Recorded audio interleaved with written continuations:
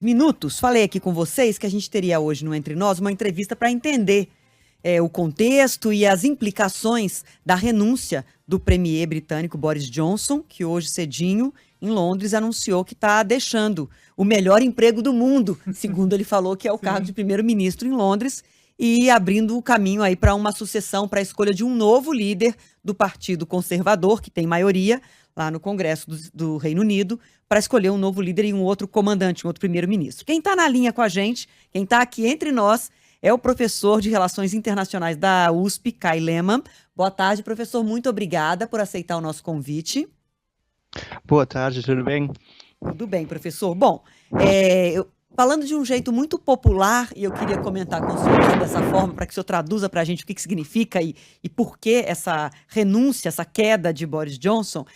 É quase como se fosse uma queda de um avião, né? Que você nunca tem um fator só. Tem vários fatores que explicam um acidente aéreo. E é o caso de Boris Johnson, né? Que não é um escândalo, mas um acúmulo de crises e de escândalos desde a gestão da pandemia e desde tudo que aconteceu ao longo da pandemia. Não é isso, professor? Exatamente, ele está acumulando problemas, escândalos e fracassos há muitos meses, na verdade, e no final o que foi o ponto final foi uma mentira que ele falou para preservar um ministro que admitiu abusos sexuais em dois homens.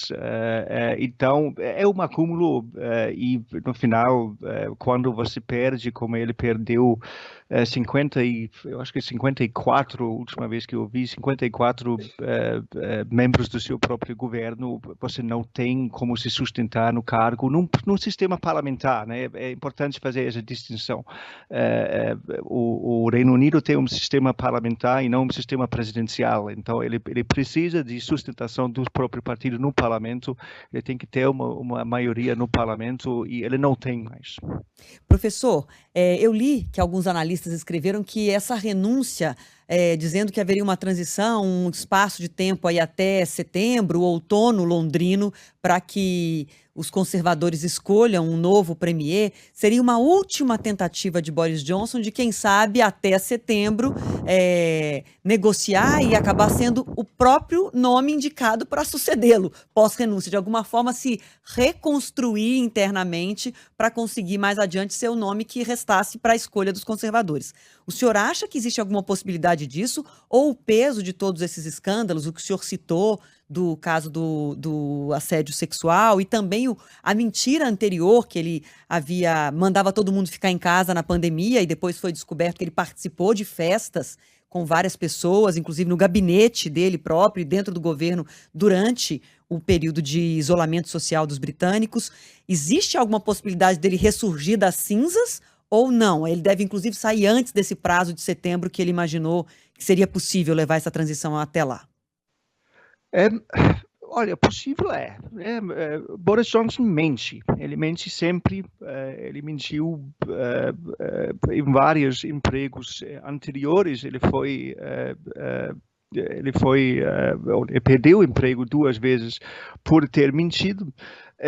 Então é possível que nesse intervalo de tempo entre o anúncio de hoje e a eleição de fato do novo líder do Partido Conservador, ele muda de ideia, ele tenta de alguma forma ser o próprio candidato para se suceder.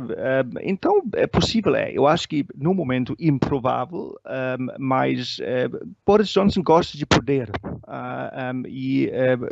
No momento ele vai perder o poder daqui a alguns meses e ele não deve gostar. E como ele tem um histórico de mentir, é possível que ele mude de ideia, mas eu acho que improvável.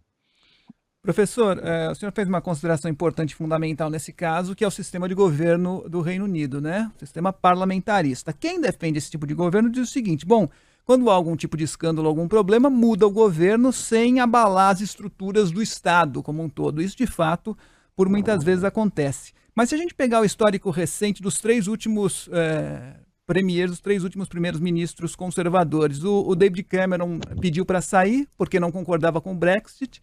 Ele disse que não podia estar à frente de um projeto no qual ele não acreditava.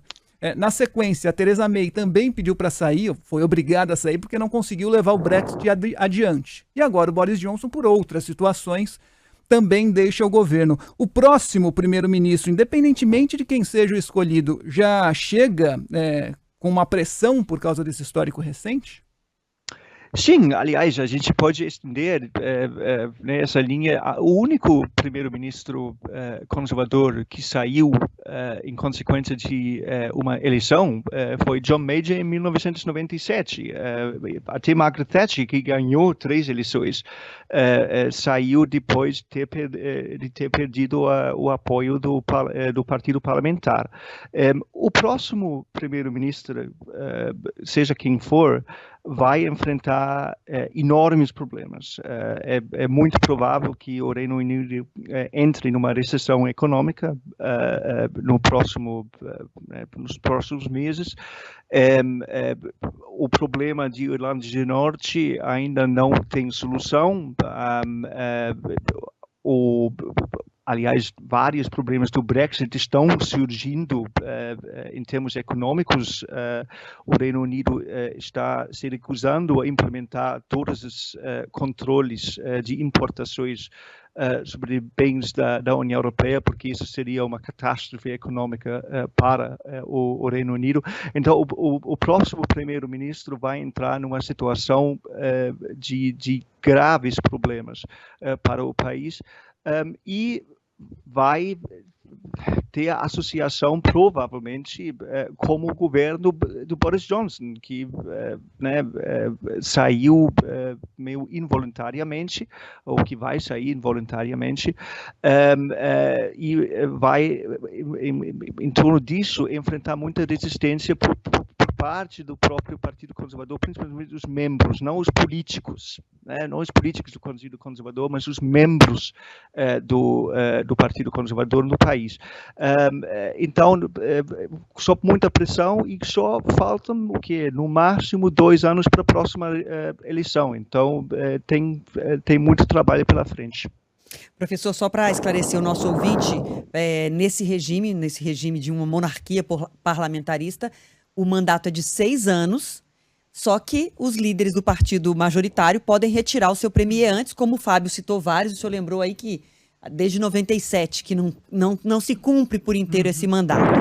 Só para a gente concluir, professor, como fica a situação do principal assunto agora que preocupa não só a Europa, mas todo mundo, que é a guerra na Ucrânia? De alguma forma, com essas crises internas no comando, à frente do parlamento e do país, do Reino Unido, isso enfraquece a posição do país diante desse cenário agora de guerra na Ucrânia e desse impasse mundial com essa guerra?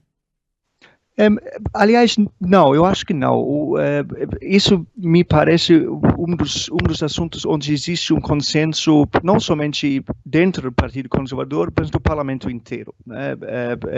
O apoio à Ucrânia nessa guerra é quase que universal dentro do parlamento do Reino Unido, e seja quem for o primeiro-ministro, eu acho que vai continuar com essa política de apoio quase que incondicional ao governo ucraniano, mas me parece que diante dos problemas domésticos internos que o Reino Unido tem, o próximo primeiro-ministro vai ter que focar, ou vai focar muito mais em assuntos internos, assuntos domésticos, do que em assuntos relacionados à Ucrânia.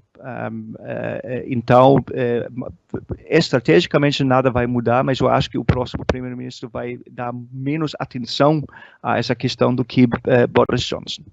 Professor, a gente já está com o tempo estourado, mas eu queria fazer uma última perguntinha rápida para o senhor. Tudo isso que aconteceu com Boris Johnson, ele de fato arranhou a imagem do sistema político do Reino Unido para o resto do mundo? Porque a gente tinha a impressão, de longe, que tudo funcionava perfeitamente. Não era bem assim? Ou Boris Johnson de fato arranhou essa imagem? Não, o Boris Johnson, eu acho que quase deixou o sistema político do Reino Unido entrar em colapso. O Reino Unido não tem uma constituição codificada, né? Não tem uma constituição escrita. Então, depende muito de convenções, né? E ele derrubou vários deles. Em tempos normais, tempos anteriores, ele teria renunciado há muito tempo atrás. Ele mentiu no parlamento, dentro do parlamento. Ele perdeu, né, vale lembrar, ele perdeu ontem 50 membros do governo e não renunciou. É incrível. Historicamente, isso não tem precedente. E vai demorar muito tempo, eu acho, que para o Reino Unido reconstruir a sua imagem e a vitalidade do seu sistema político. Tá certo. Professor Kai Lehmann, professor da USP, participando aqui com a gente para a gente entender esse mundo pós-renúncia de Boris Johnson. Nas próximas semanas, talvez meses, a gente vai entender se de fato o jogo acabou para o Boris Johnson, e a gente conta com a sua ajuda aqui, viu, professor, para entender sempre essas questões. Muito obrigada mais uma vez. Obrigado, professor. Muito obrigado.